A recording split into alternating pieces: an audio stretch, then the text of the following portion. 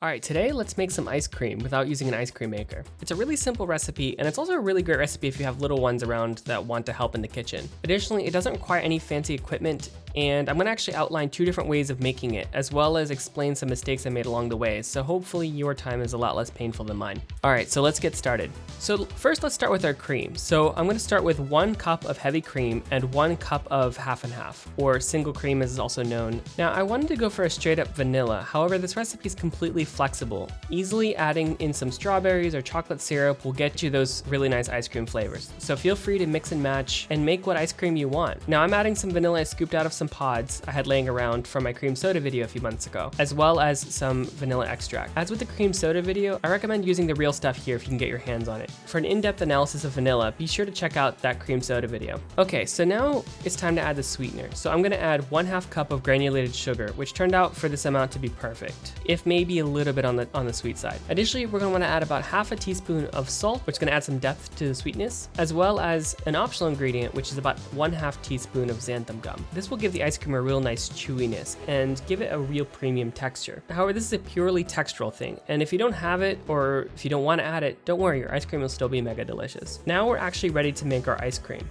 So what we need to do is we need to bring the temperature of this ice cream down to freezing, but also stir it. All right, so to show you the first way of doing this, we're gonna use 2 bowls. 1 large bowl to hold some ice, as well as a smaller metal bowl to hold our cream. And the ice cream will start to freeze at roughly 27 degrees Fahrenheit or -3 degrees Celsius, which is below freezing. Now the pure ice in the bowl is forever stuck at freezing and will never be colder than 0 degrees Celsius or 32 degrees Fahrenheit, which means alone this ice cream will never ever be able to chill the ice cream down to a cold enough temperature to actually create ice cream. However, by adding salt to the ice, we can lower the freezing point of the ice bath to below the freezing point of the ice cream. Increasing the amount of salt up to a point will lower the temperature of the ice bath. And you can actually measure the temperature of the ice bath and see the temperature decrease as you add more salt. So I found that the optimal value to add to an ice bath about this big was roughly anywhere from between 1/2 a cup to about a cup of salt, which brought my ice bath down to about 20 degrees Fahrenheit or -6 degrees Celsius. Now, due to some filming issues,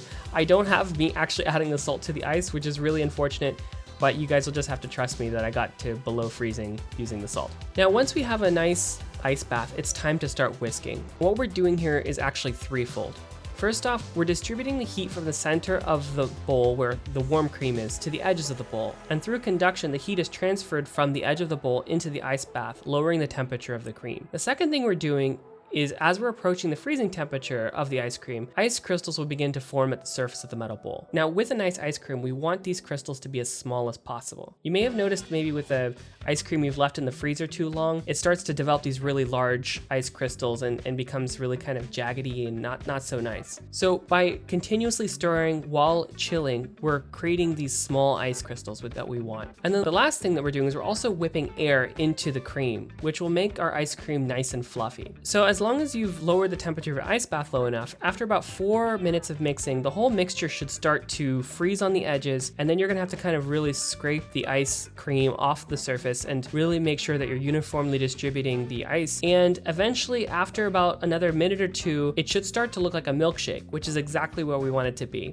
Now at this stage, we're kind of done with the churning, and now it's time to actually what's known as harden it in the freezer. That will take it from that milkshake texture to the ice cream texture that we're more familiar with. So go ahead and cover the bowl and allow it to freeze anywhere from 6 hours to overnight. So while it freezes, let me show you the alternative way of making ice cream without a maker. So this method involves using 2 Ziploc bags. Now be sure to use a quality zip top style bag here, one that absolutely won't leak. Otherwise you'll have a very sad day. Next, we want to fill a bigger zip top bag with ice and salt. And we're just going to be flipping the bag like so. And after about 5 to 10 minutes, we will actually come to the same stage we got to by whisking. Now this is actually the method I started out with, but sometimes I make really stupid mistakes, and in this case I didn't add anywhere near the proper amount of salt for this. So I wasn't able to lower the ice bath to a low enough temperature, and therefore I wasn't able to get ice this way. However, I have used this method several times in the past, and as long as the icy water mixture should be cold enough to freeze the cream. You just continue this process for anywhere between 6 to 10 minutes, and then you should have also reached that milkshake stage. All right, so now let's return to our ice cream that's been hardening overnight. We can pull it out and take a look. It's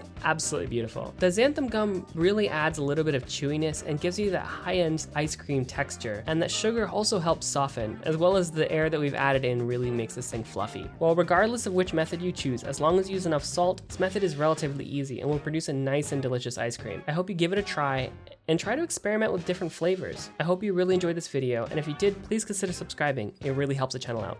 Alright, see you next week. Bye.